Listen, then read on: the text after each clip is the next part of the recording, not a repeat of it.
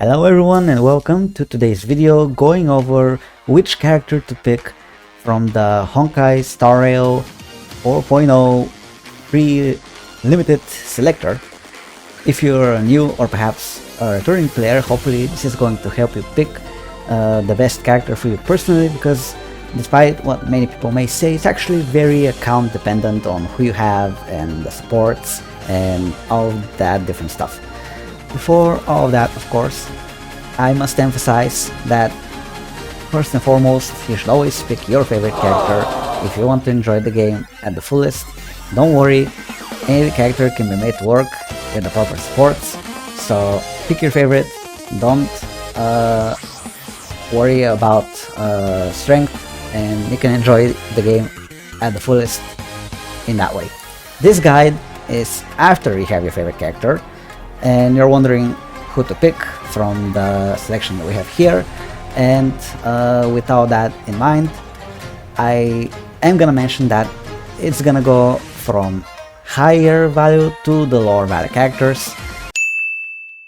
My personal pick, who I think is the most valuable in the selector, and that will be Sparko, and supports in general in selectors like these are always gonna be at a higher value. They, even if they seem niche, can always arise with new characters who they can support, and in general they are always good. You can never have too many supports. Sparko, right here, is actually very good because she received the buff, as we saw from the live stream, and being a general hyper carry buffer, you're never gonna not have a use for her. She's always gonna be useful. She is good for Archer, which a lot of people are gonna have because he was also free. She is also gonna be perhaps good with Sparksy, as we've seen from the stream. It seems she's gonna focus on skill point spending, and with the buffs we see that Sparko is all about skill points as well now, even more so than before. And any general hypercarry DPS attack scaling, if it's not HP scaling, is gonna make use of her. If you're struggling with skill points on a certain team, she's gonna be useful for her. She's gonna be useful there. For a notable Eidolon, if you already have Sparkle and you're wondering what Eidolon you should get, E2 is very good and very strong. The next character we have on the selector is Kafka. She, depending on what you need, if you're playing Dot, she is absolutely detrimental and can be absolutely, without a doubt, more valuable than Sparko in that case. You absolutely need Kafka for Dot. If you want to play Black Swan, Hyacinth, Joshua too, perhaps, Kafka is gonna be the way to go. Not much else to think about there. E1 is a strong item for her, and especially with Black Swan also receiving buffs that I saw from the stream. If you are lacking in Dot, Kafka is gonna be the pick for you. Now for the damage dealers, they are gonna be very dependent on the supports and teams you already have. None of the damage dealers are gonna be better than the other ones if you don't have proper supports for them. But if you're wondering from the ones that we have, I would say Acheron is the most solid damage dealer in the selector. She's very versatile in all three endgame modes. She can be used with Cypher, 3B, a lot of sports, Zhao Shao, Silverwolf, also got buff if you have her as well, can be very useful. Perhaps for a new player, the best DPS that you can pick from the selector. And if anyone perhaps is looking for a third damage dealer, perhaps you skip 3B, you have Cypher, or any investments in heal units like that, Acheron is gonna be the DPS for you. And you're gonna have no issues clearing comfortably with her if you have the proper supports. For notable icons for Acheron, it's gonna be E2, which is team building idol rather than a damage, just pure damage increase, which a lot of people can sometimes have the mistake of thinking it's a pure damage add-on, and then it can seem weak, but it's an add-on that in reality scales with the supports that they release at any given time. If they release stronger supports, the add-on is gonna get more value. If they release strong health units, it's gonna have a little bit less value, but it's always gonna shift in this way. The next damage dealer we have is Jingliu, who got a Nova Flare not long ago. Generally a good damage dealer in all 3 endgame modes, but she is very team specific. With the buff she received, she became an HP scaler, so she's gonna require some very specific units and not some more general attack scaling supports.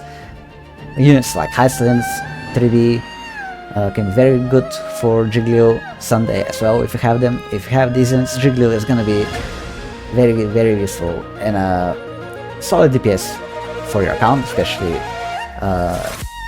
if you're lacking a 3rd DPS or not going for the hardest difficulty in endgame modes. T1 is a notable item for her if you already have her and wondering how to invest and where to use it. If you don't have anyone else you want to pick, or you have Sparko, her E1 is a very solid pick. The next DPS we have on the list is Aventurine. He can also be a very good and useful DPS if you have the proper supports. This is always gonna be the case, guys. You should pick the DPS depending on the supports you have, which for Danhang include supports like Sparkle, Sunday. The new Danhang is his best sustain, so if you like Danhang, you're gonna have all the Danhangs in one team, which is very good. And for notable add-ons, if you want to make him do even better and like him and want to make him stronger, E2 is actually a very good add-on for another character, so don't hesitate to pick that if you're a little bit confused and have no other characters you want to pick from the selector. The next character and damage dealer is Jing Yuan, who is probably the most changing DPS in terms of performance, always going up and down depending on when they buff him, and he receives a lot of buffs. He has a lot of good supports, and if you have them, you can definitely pick Jing Yuan, and he's gonna help you maybe in early game and some early end game modes. Supports like Sunday, Robin, 3B, the new Danhang, Sustain is also pretty much perfect for him, and that's pretty much it for Jing Yuan. Not much more I can say about him. And the last character, Aventurine, and Sustains in general, in these selectors are probably the most interesting class from the bunch, if I had to say, because they can be either more useful than any DPS or the least valuable pick for your account. If you're, for example, not struggling with sustain, for example, you pull the recent sustain, then you have DHPT who was given for free recently, and you're satisfied with that, then sustain is going to be the least valuable pick for you.